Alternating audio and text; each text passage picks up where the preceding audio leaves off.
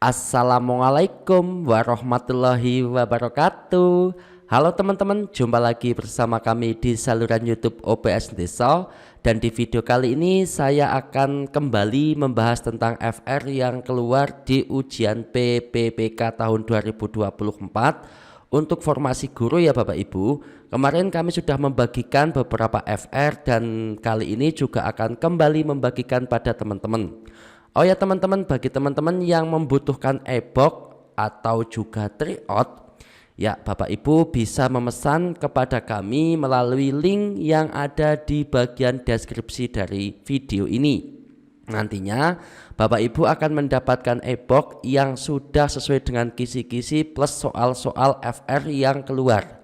Kemudian juga Bapak Ibu bisa melakukan tryout secara full dengan waktu untuk melatih Bapak Ibu agar bisa siap atau lebih siap menghadapi ujian P3K tahun 2024 ini. Nah, FR yang keluar lagi-lagi ini Bapak Ibu terkait dengan literasi dan juga numerisasi itu masih banyak sekali yang keluar. Kemudian juga ada ABK juga banyak yang keluar terkait dengan anak berkebutuhan khusus tunagrahita, tunarungu dan juga tunawicara.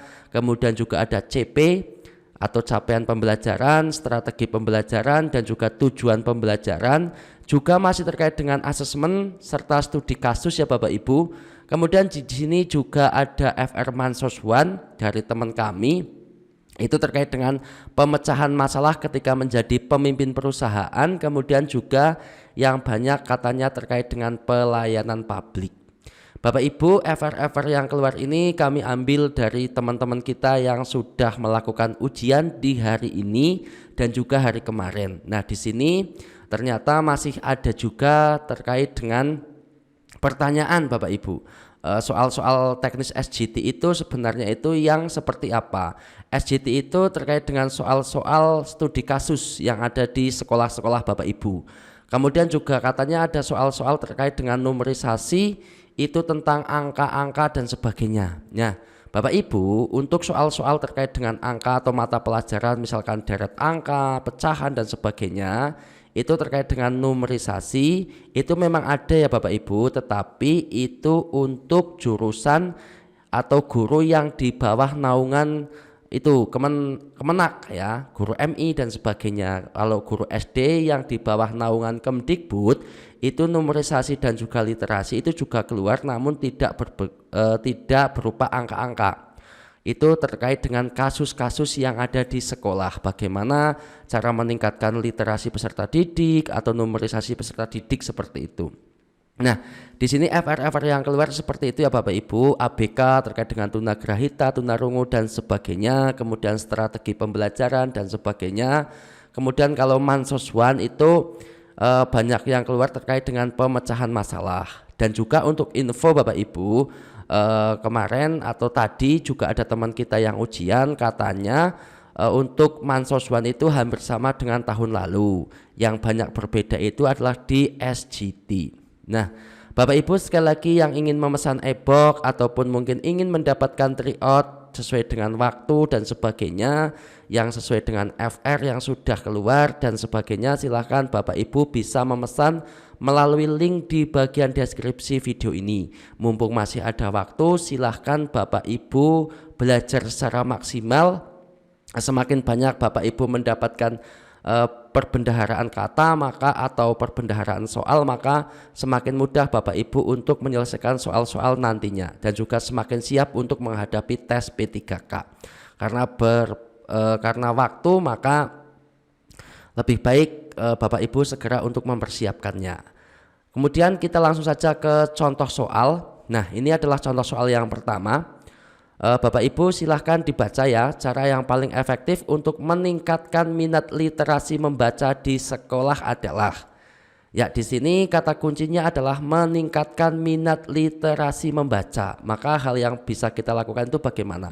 A. Mengadakan lomba membaca di kelas dengan hadiah menarik untuk siswa yang membaca paling banyak buku. B. Menyediakan berbagai jenis buku yang menarik dan relevan dengan minat siswa di perpustakaan sekolah. C. Menyuruh siswa membaca buku pelajaran lebih lama dan lebih sering untuk meningkatkan pemahaman mereka. D. Memberikan waktu khusus setiap hari untuk siswa membaca buku dengan tema yang tidak terkait dengan pelajaran seperti fiksi atau buku motivasi. E. Menyediakan soal ujian berbasis membaca untuk menguji pemahaman siswa terhadap materi membaca. Nah, di sini Bapak Ibu, terkait kata kuncinya adalah meningkatkan minat literasi membaca. Maka di sekolah ya, maka yang bisa kita lakukan itu yang mana? Jadi di antara pilihan-pilihan itu hampir semuanya itu betul. Namun yang paling betul itu adalah menyediakan berbagai jenis buku yang menarik dan relevan dengan minat siswa di perpustakaan sekolah. Itu adalah untuk meningkatkan minat literasi membaca. Kalau disuruh untuk membaca buku pelajaran lebih lama nanti malah akan mengganggu pembelajaran yang lain. Nah, jadi jawaban yang paling sesuai itu adalah yang B. Kemudian kalau menyediakan soal berbasis membaca untuk menguji pemahaman siswa terhadap materi membaca juga kurang pas. Karena itu hanya di saat ujian saja, kan seperti itu. Jadi jawaban yang paling sesuai adalah yang B. Soal nomor 2. Dalam implementasi kurikulum Merdeka, Anda dihadapkan pada siswa dengan kemampuan numerisasi yang beragam. Apa yang sebaiknya Anda lakukan untuk memastikan pembelajaran numerisasi yang efektif dan merata? Ini ada kata kuncinya adalah kemampuan meningkatkan numerisasi. Tadi literasi, ini numerisasi. Kemudian kata kunci yang kedua adalah meningkatkan pembelajaran numerisasi yang efektif dan merata. Maka yang bisa kita lakukan itu bagaimana? A. Menggunakan pendekatan pembelajaran berbasis proyek yang memungkinkan siswa memecahkan masalah nyata menggunakan konsep numerisasi. B. Menyediakan materi numerisasi dalam bentuk video pembelajaran yang dapat diakses siswa secara mandiri di luar jam pelajaran. C. Memberikan latihan soal dengan tingkat kesulitan bertahap sesuai dengan tingkat pemahaman siswa sambil memberikan umpan balik langsung. D. Melibatkan siswa dalam kegiatan diskusi kelompok untuk menyelesaikan masalah numerisasi yang menantang. E. Menggunakan aplikasi pembelajaran numerisasi berbasis permainan untuk membuat pembelajaran lebih menyenangkan. Nah, pilihan-pilihannya juga seperti ini ya Bapak Ibu, hampir mendekati betul. Tadi katanya ada yang bilang kalau soal-soalnya itu atau pertanyaannya itu pendek-pendek, namun pilihannya itu hampir semuanya itu sama. Maka Bapak Ibu betul-betul harus lebih banyak latihan soal dan juga tips dan triknya itu bagaimana. Nah, agar Bapak Ibu nanti tidak terkecoh. Nah, di sini kembali lagi ke soal, di sini terkait dengan memastikan pembelajaran numerisasi itu efektif dan merata. Maka bagaimana cara kita? Cara kita itu adalah yang A Bapak Ibu, menggunakan pendekatan pembelajaran berbasis proyek yang memungkinkan siswa memecahkan masalah nyata menggunakan konsep numerisasi. Itu yang paling pas, yang paling cocok untuk meningkatkan atau memastikan pembelajaran numerisasi itu yang efektif dan juga merata. Karena kemampuan numerisasi itu beragam ya Bapak Ibu, jadi yang paling pas adalah yang A. Kalau yang B, menyediakan materi numerisasi dalam bentuk video pembelajaran yang dapat diakses siswa secara mandiri di luar jam pelajaran, itu kurang pas ya Bapak Ibu, karena di sini itu kita itu dihadapkan dengan kemampuan yang beragam. Kalau hanya video, sedangkan mereka itu tidak suka video saja, maka kurang pas. Jadi yang paling pas itu adalah yang A. Lanjut untuk soal nomor 3. Nah, di sini terkait dengan ABK, anak berkebutuhan khusus ya Bapak Ibu, juga banyak yang keluar. Dalam satu kelas yang Anda ajar terdapat 3 peserta didik dengan kebutuhan khusus, yakni tunanetra. Anda ingin menyesuaikan konten belajar sesuai dengan kebutuhan khusus peserta didik tersebut. Tindakan yang Anda lakukan adalah, nah di sini ada 3 peserta didik yang mengalami kebutuhan khusus yaitu tunanetra. Kemudian kita juga ingin menyesuaikan konten mana yang pas untuk mereka, seperti itu. Maka bagaimana cara kita atau apa yang akan kita lakukan? Yang A, menyediakan materi dalam format braille dengan menggunakan teknologi pembaca layar untuk membantu peserta didik tunanetra mengikuti pelajaran dengan cara yang sesuai dengan kemampuan mereka. Di sini yang A ini sangat pas ya, sangat cocok. Namun kita lihat dulu yang B, menggunakan metode ceramah. Di sini menggunakan metode ceramah itu kurang pas ya, itu kurang pas. Kita lebih baik mengacu pada yang A. Walaupun metode ceramah itu bisa digunakan karena mereka terkena tunanetra, maka tapi di sini yang A itu lebih baik, lebih bagus, maka kita lewati saja. Yang C menggunakan gambar dan diagram di papan tulis, ini paling nggak cocok. Anak-anak kita itu terkena tunanetra, apakah menggunakan gambar, bagaimana cara mereka bisa melihat? Itu juga ini yang C yang paling tidak pas. Daripada yang C mending kita ke B. Kemudian yang D, menyediakan materi pembelajaran dalam format audio dan memastikan peserta didik tunanetra mendengarkan penjelasan dengan baik selama pembelajaran berlangsung. Nah, ini bisa kita gunakan. Namun daripada yang D menggunakan format audio, maka kita lebih condong ke yang A dulu. Yang E meminta peserta didik tunanetra untuk mengikuti pelajaran mandiri dengan buku teks dan meminta mereka untuk bertanya jika ada materi yang tidak dipahami setelah kelas selesai. Ini juga tidak pas, tidak sesuai. Mereka disuruh untuk belajar mandiri, maka itu bukan cara kita untuk memenuhi kebutuhan peserta didik. Nah, maka jawaban yang paling pas itu adalah yang A, Bapak Ibu, dengan menggunakan menyediakan materi dalam format braille dengan menggunakan teknologi pembaca layar. Di sini itu format braille itu adalah format atau kode untuk yang mengalami tunanetra agar bisa membaca. Di situ ada kode-kodenya. Oh, ini kode A seperti ini dan sebagainya. Itu adalah yang paling pas, yang paling sesuai. Ketika Bapak Ibu mendapatkan pertanyaan atau soal-soal terkait dengan ABK, maka Bapak Ibu pastikan memilih pilihan yang paling sesuai, yang paling pas dengan kebutuhan peserta didik, kayak gitu. Tip dan triknya juga ada di e-book. Bapak Ibu yang sudah pesan silahkan dipelajari, karena di situ kami memberikan setiap indikator itu ada tips dan triknya, dan juga setiap indikator juga ada soal-soal untuk latihan Bapak Ibu. Ya, lanjut soal nomor 4. Ketika Anda memiliki siswa dengan kebutuhan khusus, ini masih terkait dengan kebutuhan khusus ya Bapak Ibu.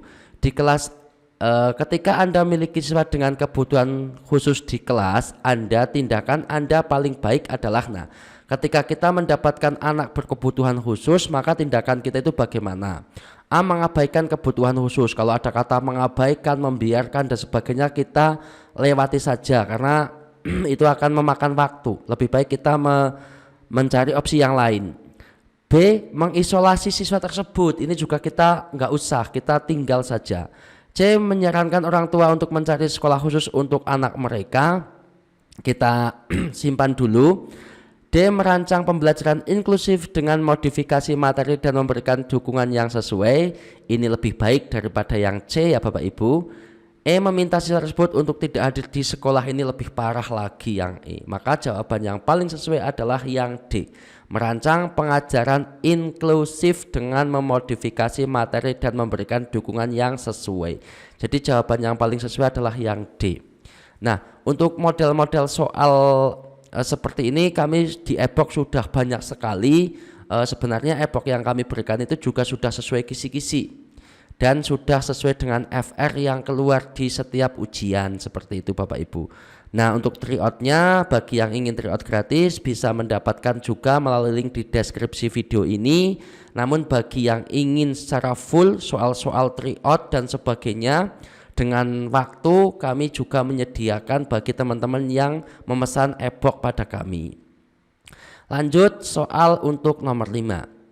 Anda adalah seorang guru yang ingin menggunakan asesmen. Nah, ini asesmen juga banyak yang keluar ya Bapak Ibu, untuk meningkatkan pembelajaran yang berpusat pada peserta didik di kelas. Ini kembali lagi pembelajaran berpusat pada peserta didik.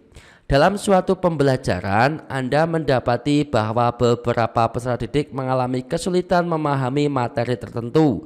Tindakan yang paling tepat untuk mendukung pembelajaran berpusat pada peserta didik adalah, di sini kata kuncinya adalah akan melakukan asesmen atau akan menggunakan asesmen untuk beberapa peserta didik yang mengalami kesulitan memahami materi. Maka asesmen yang paling pas, yang paling sesuai dengan yang berpusat pada peserta didik itu yang mana? Yang A, mengadakan asesmen formatif secara berkala untuk memahami perkembangan peserta didik dan menggunakan hasilnya untuk menyesuaikan metode pengajaran sesuai kebutuhan individu mereka. Nah, ini bagus ya Bapak Ibu. Kita simpan dulu. B. Menggunakan satu bentuk asesmen akhir sebagai evaluasi keseluruhan dan menyampaikan hasilnya kepada peserta didik tanpa memberikan umpan balik atau saran perbaikan. Ini kita lewati. Kalau ada kata-kata negatif kita lewati saja. Yang C. Melakukan asesmen dengan format yang sama untuk semua peserta didik agar penilaian lebih adil dan memberikan nilai rata-rata kelas sebagai indikator keberhasilan pembelajaran. Ini asesmennya kok sama, padahal peserta didik kita itu ada beberapa yang mengalami kesulitan, jadi yang C itu enggak sesuai. Nanti berarti yang bisa dengan yang mengalami kesulitan itu akan diberikan asesmen yang sama, itu enggak pas, enggak sesuai. Yang D. Menggunakan asesmen diagnostik di awal pembelajaran untuk mengidentifikasi kebutuhan belajar peserta didik dan merancang pembelajaran yang menyesuaikan kelemahan atau kekuatan masing-masing. Yang D kita simpan dulu. Yang E. Melakukan asesmen mingguan yang disertai dengan refleksi bersama peserta didik untuk membahas area yang perlu diperbaiki dan menentukan tujuan belajar yang lebih personal. Nah, yang E ini itu kan kita itu akan melakukan sebuah asesmen saat kita belajar atau saat kita mengajar. Kalau kita melakukannya hanya mingguan maka itu tidak pas, tidak sesuai kayak gitu ya Bapak Ibu, karena di sini itu saat kita melakukan pembelajaran. Nah, yang D itu asesmen diagnostik sebenarnya bagus ya Bapak Ibu, itu dilakukan di awal pembelajaran atau sebelum kita mengajar kayak gitu. Kita sudah melakukan asesmen diagnostik dulu untuk mengetahui bagaimana kemampuan peserta didik. Namun di sini itu ketika kita itu sudah mengajar, kita itu sudah melakukan pembelajaran, maka ini enggak sesuai ya Bapak Ibu. Yang D ini juga enggak sesuai. Jadi yang paling sesuai itu adalah yang A, mengadakan asesmen formatif. Berarti saat kita mengajar itu kita juga memberikan asesmen formatif. Ingat ya Bapak Ibu, untuk terkait dengan asesmen silahkan dipahami lagi, ada asesmen formatif, ada asesmen sumatif. Itu kalau formatif itu selama pembelajaran, sumatif itu di akhir pembelajaran, asesmen diagnostik itu di awal ketika akan melakukan pembelajaran atau sebelum melakukan pembelajaran, itu dipelajari lagi. Jadi jawaban untuk soal nomor 5 itu adalah yang A, yang paling pas.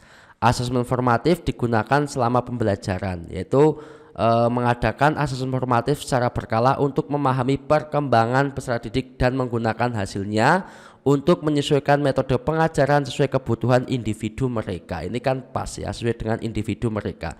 Ini berpusat pada peserta didik. Lanjut soal nomor 6. Setelah diangkat menjadi, nah ini terkait dengan Mansoswan ya teman-teman.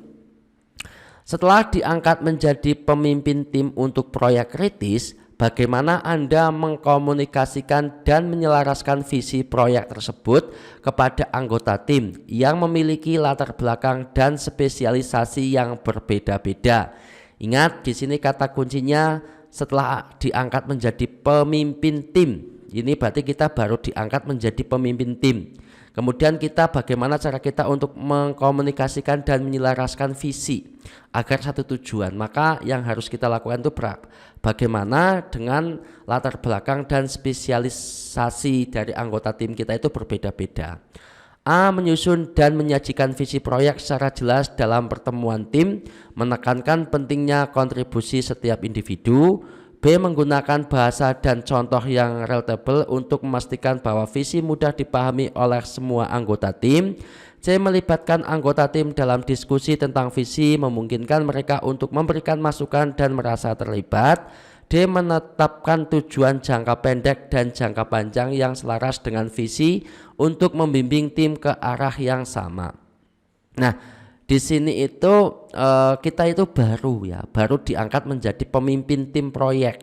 Kemudian kita itu ingin bagaimana cara kita untuk mengkomunikasikan dan menyelaraskan, menyamakan visi. Maka hal yang harus dilakukan karena tim kita atau anggota tim kita itu memiliki latar belakang dan spesialisasi yang berbeda, maka langkah pertama yang harus kita lakukan tentu saja adalah kita harus melibatkan anggota tim kita untuk diskusi tentang visi, kemudian memungkinkan mereka untuk memberikan masukan dan merasa terlibat. Dengan demikian maka mereka itu akan merasa terlibat. Nah, itu adalah untuk jawaban nomor 6. Jadi kita harus melibatkan anggota tim kita. Tidak malah langsung memberikan proyek atau menyajikan proyek atau menyusun proyek, itu tidak. Ya, karena di sini itu keterangannya sangat jelas bahwa menyelaraskan visi. Bagaimana cara menyelaraskan visi? Dengan cara ya diskusi kayak gitu. Kemudian kalau menggunakan bahasa dan contoh relatable untuk memastikan bahwa visi mudah, mereka kan tidak terganggu dengan bahasa. Mengapa kita harus menggunakan bahasa yang seperti itu? Ini kan nggak nyambung kayak gitu. Menetapkan tujuan jangka pendek, apalagi ini visi-visinya saja belum sesuai, belum diselaraskan, malah kita langsung menetapkan tujuan jangka pendek dan juga jangka panjang, itu kan belum pas. Yang paling pas adalah yang C, karena di sini kita baru saja diangkat menjadi pemimpin. Lanjut soal nomor 7. Anda bekerja di bagian layanan masyarakat di sebuah kantor pemerintahan dan ingin mengidentifikasi kebutuhan masyarakat terkait pelayanan yang diberikan. Berarti ini terkait dengan pelayanan publik. Anda ingin memastikan bahwa layanan tersebut sesuai dengan harapan warga tanpa mengabaikan tugas utama Anda. Tindakan yang Anda lakukan adalah, nah di sini ada kata-kata kuncinya adalah tanpa mengabaikan tugas utama Anda. Yang A, meminta warga untuk memberikan umpan balik melalui survei untuk memahami kebutuhan mereka lebih lanjut. B, mengusulkan kepada atasan untuk melakukan evaluasi rutin pelayanan publik untuk menyesuaikan dengan kebutuhan masyarakat. C, mengedarkan formulir survei kepada warga tanpa terlebih dahulu berdiskusi dengan tim untuk mendapatkan masukan yang lebih spesifik. Ini kita tinggal ya, karena kita tidak melakukan diskusi. D, menyebarkan informasi tentang perubahan kebijakan pelayanan tanpa melibatkan warga dalam proses perencanaan. Ini juga kita tinggal. Selain misalkan Bapak Ibu diidentifikasi betul-betul, di sini adalah kita tanpa mengabaikan tugas utama kita. Kalau misalkan mengedarkan, misalkan di belakangnya ini bagus, kemudian juga yang D juga di belakangnya ini bagus, misalkan melibatkan warga dalam proses tentang perubahan kebijakan pelayanan tanpa misalkan di sini dengan melibatkan warga dalam proses perencanaan, itu kan bagus. Tetapi karena di sini itu ada kata kuncinya adalah tanpa mengabaikan tugas utama, maka untuk mengedarkan dan juga menyebarkan ini tidak sesuai, karena jelas itu akan mengganggu tugas utama kita, kan seperti itu. Nah, kalau antara A sama B, kalau A meminta warga untuk memberikan umpan balik melalui survei untuk memahami kebutuhan mereka lebih lanjut, ini juga nantinya akan mengganggu tugas utama kita. Jadi yang paling pas itu adalah yang B, mengusulkan kepada atasan untuk melakukan evaluasi rutin pelayanan publik untuk menyesuaikan dengan kebutuhan masyarakat. Maka dengan mengusulkan ini, maka tentu saja tidak akan mengganggu tugas utama kita. Jadi jawaban yang paling pas adalah yang B.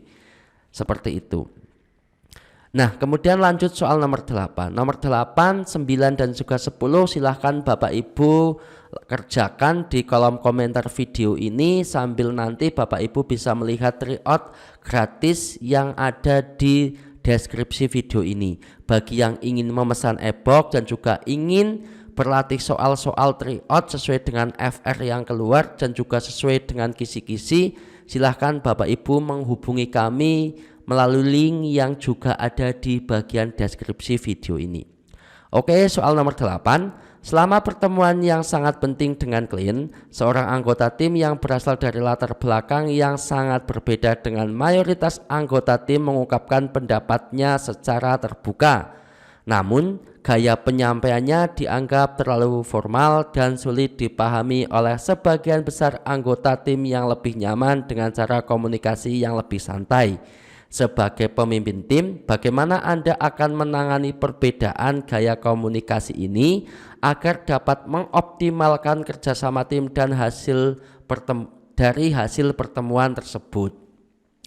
A, menyusun pedoman komunikasi yang menyarankan penggunaan gaya lebih formal dan struktur di setiap pertemuan. B, mengadakan sesi diskusi pra pertemuan untuk memastikan setiap anggota tim dapat menyampaikan pendapat mereka dengan cara yang nyaman dan jelas bagi semua. C, mengabaikan perbedaan gaya komunikasi dan membiarkan anggota tim mengatasi masalah ini sendiri.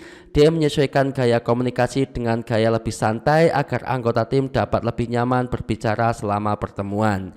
Silakan Bapak Ibu dijawab di kolom komentar. Soal nomor 9, Anda mengajar mata pelajaran IPA di kelas menengah dan memiliki capaian pembelajaran yang mengharuskan siswa untuk memahami konsep dasar biologi serta melakukan eksperimen sains. Tujuan pembelajaran atau TP Anda adalah agar siswa dapat mengamati, melakukan percobaan, dan menyimpulkan hasil eksperimen. Apa langkah yang tepat untuk mencapai tujuan tersebut? A. Menyediakan teori biologi secara mendalam dan memberikan ujian untuk mengukur pemahaman teori. B. Melakukan eksperimen bersama siswa tetapi tidak memberikan kesempatan untuk menyimpulkan hasil eksperimen secara independen. C. Memberikan instruksi eksperimen yang jelas, membimbing siswa saat eksperimen, dan mengajak siswa berdiskusi untuk menyampaikan hasil eksperimen. D. Memberikan soal pilihan ganda yang menguji teori biologi tanpa melibatkan eksperimen. E. Menginstruksikan siswa untuk melakukan eksperimen sendiri di rumah tanpa pendampingan. Nah, juga dijawab ya Bapak Ibu terkait dengan capaian pembelajaran dan juga tujuan pembelajaran. Silahkan nomor 9 dijawab juga di kolom komentar. Yang terakhir soal nomor 10. Anda baru saja menghadiri sebuah workshop tentang metode pengajaran inovatif yang dapat meningkatkan partisipasi peserta didik dalam pembelajaran. Namun ketika mencoba menerapkan metode tersebut di kelas, Anda menemukan bahwa tidak semua peserta didik merespon dengan baik. Sebagai seorang guru yang berkomitmen untuk menggunakan cara adaptif dalam pengembangan diri demi meningkatkan pembelajaran yang berpusat pada peserta didik, tindakan yang sebaiknya Anda lakukan adalah A. Mengumpulkan umpan balik dari peserta didik mengenai metode pengajaran Anda, kemudian merencanakan pengembangan diri berdasarkan umpan balik tersebut. B. Mengajak peserta didik untuk melakukan refleksi bersama dan berdiskusi tentang apa yang dapat ditingkatkan dalam proses pembelajaran. C. Mengabaikan hasil refleksi karena percaya bahwa masalah ada pada peserta didik bukan pada metode pengajaran Anda. D. Membaca literatur dan menggunakan pelatihan terkait metode pengajaran terbaru tanpa mempertimbangkan kebutuhan spesifik peserta didik. E. Menyusun rencana pengembangan diri berdasarkan hasil refleksi Anda sendiri tanpa melibatkan peserta didik dan tahu kolega. Silakan juga untuk soal nomor 10 juga dijawab. Jadi ada 3 soal, silahkan Bapak Ibu dijawab di bagian komentar video ini. Nah, sekali lagi ya Bapak Ibu, bagi Bapak Ibu yang ingin mendapatkan e-book dari kami dan juga mendapatkan link untuk tryout sesuai dengan FR yang ada dan juga sesuai dengan kisi-kisi, silahkan Bapak Ibu sekali lagi menghubungi link di bagian deskripsi video ini. Mumpung masih ada waktu, mumpung masih ada kesempatan, silahkan Bapak Ibu segera saja untuk belajar. Karena segala sesuatunya itu perlu diusahani, jangan hanya terpaku atau mungkin berdiam diri saja. Dan sekali lagi Bapak Ibu yang kami tekankan bahwa ini bukan soal asli ya Bapak Ibu. Soal-soal ini tidak asli dari sana. Ini adalah soal-soal gambaran soal, tapi paling tidak soalnya itu mirip-mirip seperti itu. Seperti yang sudah ada di video-video kami yang kami bagikan di channel YouTube OPS Deso, yang sudah kami rangkum di e-book dan juga di tryout.